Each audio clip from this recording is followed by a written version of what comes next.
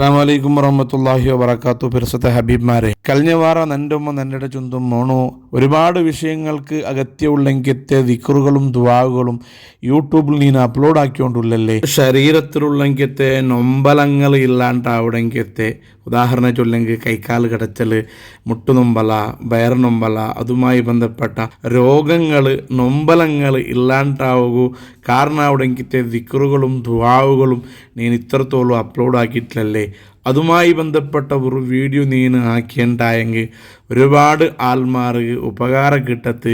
Next നീ ഒരു video ആക്കുന്നുണ്ട് എൻ്റെ ഉമ്മ ചൊന്നെ അടിസ്ഥാനത്തിലേറ്റിക്കിട്ട് ഞാൻ ഈ വീഡിയോ ആക്കിക്കൊണ്ടുള്ളേ. അള്ളാഹു തൻ്റെ ആ ഉമ്മക്ക് ദീർഘായുസ് കൊടുക്കട്ടെ. ജീവന്തമായിട്ടുള്ള എല്ലാ ആൾമാരെയും അപ്പം ഉമ്മക്ക് അള്ളാഹു ദീർഘായുസ് കൊടുക്കട്ടെ. മരണപ്പെട്ടു പോയ ഞങ്ങളൊക്കെ അള്ളാഹു സ്വർഗമാക്കട്ടെ. ആമീൻ.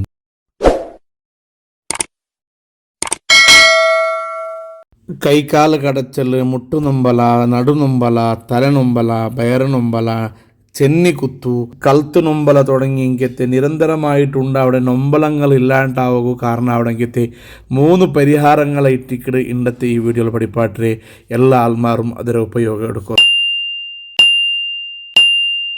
ശരീരത്തെ പല ഭാഗത്തുള്ള നൊമ്പല ഇല്ലാണ്ടാവുകയില്ലെങ്കിൽ ഒന്നാമത്തെ പരിഹാര എഞ്ഞേറ്റിക്കർ നൊമ്പലുള്ളേ ആ നൊമ്പല ഇന്ന ഭാഗ പിടിച്ചിട്ടേറ്റിക്കട് മന്ത്രിക്കണായേ. മുട്ടുനൊമ്പൽ ഇന്നുണ്ടെങ്കിൽ മുട്ടു പിടിച്ചിട്ടേറ്റിക്കട് ഈ മന്ത്രം മന്ത്രിക്കണായത് ബിസ്മില്ലാഹിർ റഹ്മാനിർ റഹീം 3 വട്ടേറ്റിക്കട് ബിസ്മി മന്ത്രിക്കണായത്.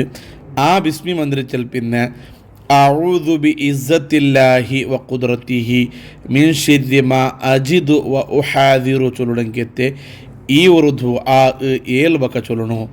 അഊദു ബി ഇസ്സത്തില്ലാഹി വ ഖുദ്റത്തിഹി മിൻ ശർരി മാ അജിദു വ ഉഹാദിറു ഈ ഒരു ദിക്ർ 7 വക ചൊല്ലണോ. ഇത് ഓതിയാൽ പിന്നെ സലാമുൻ ഖൗലൻ മിർ റബ്ബിർ റഹീം ചൊല്ലുടെങ്കിത്തെ ആ ഒരു ആയത്ത് 33 വക്ക, കനിഷ്ഠ 33 വക്ക. അതിനക്കാണ്ട് യാറെ ചൊന്നെങ്കും നല്ലമേ.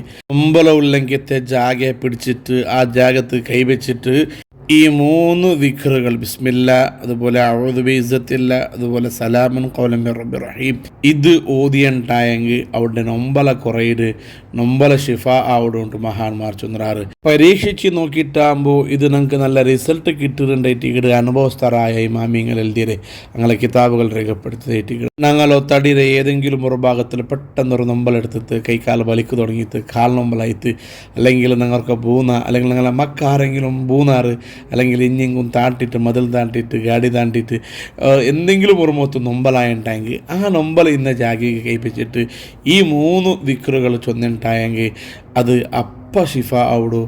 ഉടനെ മനസ്സ് കുറേ റാഹത്തും നൊമ്പല കുറഞ്ഞിട്ട് കിട്ടുന്നുണ്ട് മഹാന്മാർ ചൊന്നറാറ്.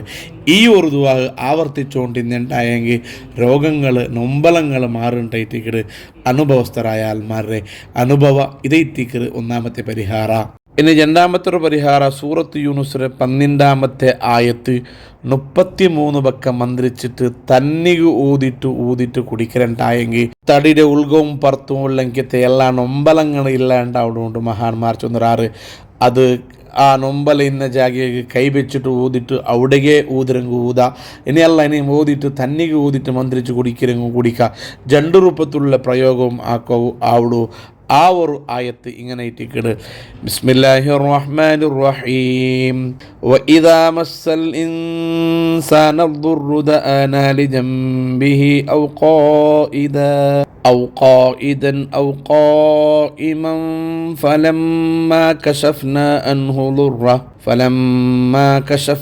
അൻഹു ദുർറഹു മർറ കഅൻ ലം യദ്ഉനാ ഇലാ ദുർരിൻ മസ്സ കദാലിക സുയ്യിന ലിൽ മുസ്രിഫീന മാ കാനൂ യഅമലൂൻ.